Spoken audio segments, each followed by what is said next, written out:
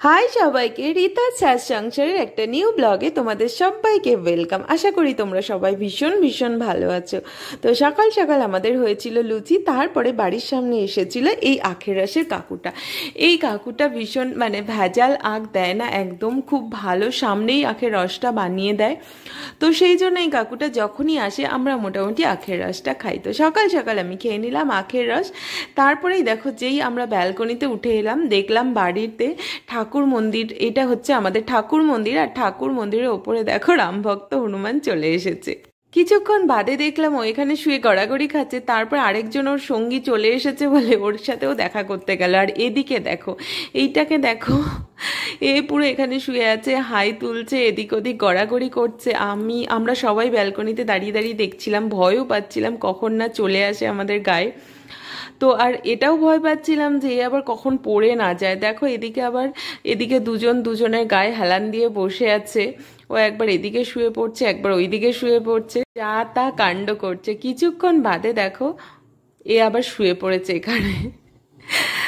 সত্যি সকালটা পুরো এদের সাথে টাইম পাস করতে করতেই চলে গেল। তারপরে এদিকে দেখো এ আবার আমাদের জাম গাছের পাতাটা ছিঁড়ে ছিঁড়ে খাচ্ছিল। তো আমি ভাবলাম যে খিদে পেয়েছে, তখন ওদেরকে একটু বিস্কিট খেতে দিলাম। তারপরে এ দেখো এখানে বসে বসে বিস্কুট খাচ্ছে। ওকে খেতে দেখে এও আবার চলে এসেছে, ওকেও বিস্কুট খেতে দেওয়া হলো। এরপরে ওর জন্য ভাবলাম বিস্কুট খেয়ে জলটা লাগবে, একটু গলাটা শুকিয়ে গেছে, তারপরে একটু জল দিলাম। এদিকে দেখো এখানে বাটিতে একটু জল দিয়েছিলাম আর শসা ফলমূল খেতে দিয়েছিলাম। ওরা মোটামুটি খেলো। আবার এদিকে জাম পাতা খেয়ে যাচ্ছে, তো খেয়েই যাচ্ছে। যাই হোক, কিছুতেই যাচ্ছে না। কিছুক্ষণ বাদে দেখলাম যে অনেকক্ষণ ওদের তাড়ানোর চেষ্টা করা হলো, কিন্তু তাও যাচ্ছে না। এ দেখো আবার কলের কাছে বসে আছে। কিছুক্ষণ বাদে এ আবার কলের নিচে দেখো জল খাচ্ছে। এমনি জল দেওয়া হলো, সেটা খেলো না, কলের মধ্যে মুখ ঢুকিয়ে জল খাচ্ছে। ওরা ওটা জানে যে কল থেকে জলটা বেরোয়। এ আবার এই দিক থেকে ঘুরে এসে ঠাকুর মন্দিরের সামনে বসেছে তো বসেই আছে, যাচ্ছে আর না, ঠাকুরের দিকে তাকিয়েই বসে আছে। তারপরে দেখো আমি আর মা চলে এলাম একটুখানি আমাদের বাড়ির কাছেই একটা জায়গা, সেখানে প্রচুর লেবু পাওয়া যায়, লেবু নিতে। কারণ মায়ের বাড়িতে এসেছে জামাই, আর এত গরমে জামাইকে তো একটু লেবুর শরবত খাওয়াতেই হবে, তো সেই জন্য লেবু কিনতে চলে এসেছিলাম। তারপরেই দেখো আমাদের বাড়ির কাছেই এই মাটির সব জিনিসপত্র তৈরি হয় একটা দোকান, একটা না অনেক দোকান আছে, বাড়ি আছে। এখানে খুব কম রেঞ্জে এই মাটির জিনিসগুলো পাওয়া যায়। তো আমি যেহেতু পরের দিন শ্বশুরবাড়ি চলে যাব, তো আমার কিছু জিনিস কেনার ছিল, ভাবলাম যখন বেরিয়েছি তো কিছু কিনে নিই। বাড়িতে চলে এসে দেখলাম পিউ নাচানাচি করছে, ব্যাগটা নিয়ে রেডি হয়ে গেছে, ওর মা ওকে দিতে যাচ্ছে ড্রয়িংয়ের ক্লাসে। তো ও এখন ড্রয়িংয়ের ক্লাসে যাবে, আর জানো তো ও কখনো স্থির থাকতে পারে না, সবসময় নাচানাচি করে। আর ওর ব্যাগটা দেখো, ওর থেকেও বড় ব্যাগটা। তো এদিকে পিউ চলে গেল, আর বাবা দেখলাম গাছে জল দিচ্ছে, আর সে এখনো এখানে বসে বসে ঘুমাচ্ছে। ও তো আর চলে গেল না। এরপরে দেখো মা এদিকে এসে তাড়াতাড়ি করে রান্না বসিয়ে দিয়েছে, কারণ প্রায় অনেকটাই টাইম হয়ে গেছে, এরপরে তো খেতে দিতে হবে সবাইকে, দুপুর হয়ে গেছে। মা তাড়াতাড়ি করে রান্না করছে, আর আমি মাকে একটু একটু হেল্প করে দিচ্ছিলাম, সব রেডি করে দিচ্ছিলাম। এদিকে দেখো মা রান্না করেছে তেলকই, আর এটা হচ্ছে পাবদা মাছের ঝাল, আর এটা হচ্ছে চিকেন, কারণ অরূপের হচ্ছে চিকেন ফেভারিট। তো যাই রান্না হোক না কেন চিকেনটা তো হবেই, কিন্তু সেটা আবার ঝাল ছাড়া চিকেন। আর দেখো গরমের সময় টক ডাল না হলে খাবারটা ঠিক জমে না। আমার তো টক ডাল ভীষণ প্রিয়। টক ডাল হয়েছিল, আর হয়েছিল আমের চাটনি, এটা মিষ্টি আমের চাটনি। আর এদিকে আমি ভাবলাম যে আজকে একটু টাইম যখন আছে, মা রান্না করছে, তো আমি একটু খাবারের থালিটা একটু সাজিয়ে দিই। তো এদিকে দেখো দিয়ে দিয়েছিলাম বেগুন ভাজা, শসা, একটু পেঁয়াজ, লেবু, আর একটু কাঁচা লঙ্কার সাথে দিয়েছিলাম শাক ভাজা। তো তারপরে খাবার যে রেডি করেছিলাম আমি পরপর একটু একটু করে সাজিয়ে দিচ্ছি। এখানে আমের চাটনির সাথে মা দিয়েছিল পাঁপড় ভাজা। আর বাঙালিদের ভুরিভোজ মিষ্টি ছাড়া ঠিক জমে না। আর ওয়েস্ট বেঙ্গল বা কলকাতার লোকেরা জামাই আদর মানেই রসগোল্লা আর মিষ্টি দই। আর এটা দেখো আমাদের রাধা গোবিন্দের দই, এই দইটা ভীষণ ভালো, কল্যাণীর ফেমাস। তো এই জন্য এই দইটা আনা হয়েছিল। আর রসগোল্লা অরূপ খেতে ভালোবাসে না, সেই জন্য জামাই আদরে রসগোল্লাটা বাদ গেছে। অরূপ যেই মিষ্টিটা খেতে ভালোবাসে সেই মিষ্টিটা দেওয়া হয়েছে। দেখো এখানে আমি দইটা বেড়ে নিলাম, আমার মোটামুটি সমস্ত কিছু সাজানো রেডি হয়ে গেছে। তো এক্ষুনি আমি খেতে ডাকবো। এই দেখো তোমাদের একবার দেখিয়ে দিই, দেখো সমস্ত কিছু হয়ে গেছে। আলু ভাজাটা মা পরে রেডি করেছিল, তো এখানে আমি আলু ভাজাটা অ্যাড করে দিলাম, আর আমি সাথে দিয়েছিলাম একটু কোল্ড ড্রিঙ্কস। তো তারপরে মা এখানে বসে গেছে, কারণ জামাইকে তো সামনে বসে আদর করে খাওয়াতেই হবে। আর এদিকে দেখো দুজনে মিলে কত কথা বলছে, কথা আর শেষ হচ্ছে না। আমি বলছি আগে খেয়ে নাও তারপরে কথা বলবে, তো তাদের কথা তো শেষ হচ্ছে না, কথা বলেই যাচ্ছে। যাই হোক, তারপরে ওদের কথা চলছে, এদিকে আমিও পাশে বসে গেছি।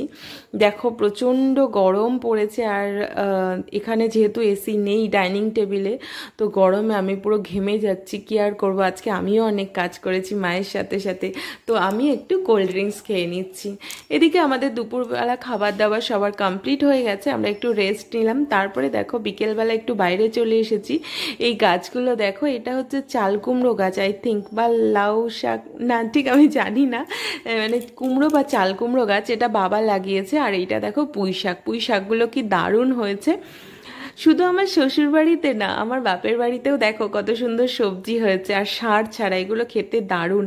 এদিকে বাবা একটু বাড়ির জঙ্গলগুলো পরিষ্কার করে দিচ্ছে। আর এখানে দেখো এই গাছটা লাগিয়েছে মা, এটা হচ্ছে পেঁপে গাছ, আর এদিকে লঙ্কা গাছ, আর এদিকে লাগিয়েছে বেগুন গাছ। এই সমস্ত গাছগুলো লাগিয়েছে মা, আর ওই দিকটা লাগিয়েছে বাবা। তো দেখো আমাদের যখন এক্সট্রা টাইম থাকে, আমার নয়, যখন মা বাবার এক্সট্রা টাইম থাকে, বাবা যেহেতু কিছুদিন আগেই রিটায়ার্ড করেছে, তো সেই জন্য বাবার প্রচুর টাইম থাকে, তো ওই এক্সট্রা টাইমে বাড়ির এই সবজি গাছগুলো বাবা লাগায়। তাতে কি সার ছাড়া সবজিটা খাওয়া যায় বাড়িতে ইচ্ছে মতো। আর দেখো মা এখানে সব জঙ্গলগুলো পরিষ্কার করে দিচ্ছে। জানো তো, নিজের কাজটা নিজেরাই করা ভালো। সবসময় অন্যের ওপর ডিপেন্ড করলে কে করে দেবে, কখন আসবে, তার থেকে নিজেরটা নিজে করাই ভালো। এতে মনও ভালো থাকে। মা দেখো কত হ্যাপি, নিজের হাতে লাগিয়েছে আর সেটা বলছে। আমি আর ভিডিওতে শোনালাম না তোমাদের, পরে একদিন নিশ্চয়ই শোনাবো।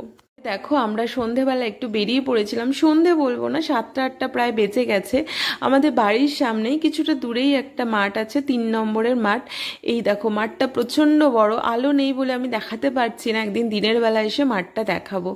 তো মাঠে সব লোকজন প্রচুর বসে থাকে। এই দেখো আমরা এখানে বসে আছি চাদর পেতে, সবাই মিলে বসে গল্প করছিলাম। তারপরে আমরা চলে এলাম মাঠের পাশে একটা ফুচকা স্টলে। এখানে দেখো পিউ তো জল ফুচকা খাবে না, তাই ও চাটনি ফুচকা খাচ্ছে বসে বসে। এদিকে এখানে অরূপ, গোপাল মানে আমার ভাই, তারপরে মামা নেই, মামা কলকাতায় চলে গেছে। এই কাকুটার নাম হচ্ছে মরণ কাকু, ঠিক আছে, সেই জন্য আমরা সবাই এখানে বলি মরণের ফুচকা। দারুণ না নামটা? তো এদিকে দেখো মামি নাচানাচি করেই যাচ্ছে, বলছে ফুচকাটা দারুণ হয়েছে। তো সবাই মিলে আমরা খুব এনজয় করছি। যখনই মানে কোনো ফ্যামিলি দেখবে, যতই বন্ধু বান্ধবের সাথে আমরা এনজয় করি না কেন, ফ্যামিলি একসাথে থাকলে তার মজাটাই আলাদা হয়। তো তারপরে আমাদের ফুচকা খাওয়া দাওয়ার পর গল্প করে আমাদের ভীষণ গরম লেগে গেছিলো। আমরা চলে এসেছি একটা জুসের স্টলে। এটা হচ্ছে ITI মোড়ে শুভম রোল সেন্টারের পাশে এই জুস সেন্টারটা রয়েছে, ভীষণ ভালো, পুরো অর্গ্যানিক, মানে একদম ফল দিয়ে এই দোকানে জুসগুলো বানানো হয়। তো সবাই তো খুব নাচানাচি করছে, এখানে দেখো মামিও নাচ করছে। সবাই যে যার ইচ্ছা মতো জুস নিয়েছিল, আমি নিয়েছিলাম ম্যাঙ্গো শেক, অনেকে কোল্ড কফিও খেয়েছিল। আমরা তো দারুণ এনজয় করছি। আমাদের খাওয়া দাওয়া কমপ্লিট, আজকের মতো আমাদের ঘোরা কমপ্লিট। প্রায় 11টা বেজে গেছে, আমাদের বাড়িও যেতে হবে। কেমন লাগলো ব্লগটা অবশ্যই কমেন্ট করে জানিও। আর দেখা হচ্ছে খুব তাড়াতাড়ি একটা নিউ ব্লগ নিয়ে আসছি। ততদিন অবধি তোমরা ভীষণ ভালো থেকো, হ্যাপি থেকো, আর এভাবেই আমার সাথে থেকো আর পাশে থেকো। আজকের মতো টাটা, বাই বাই।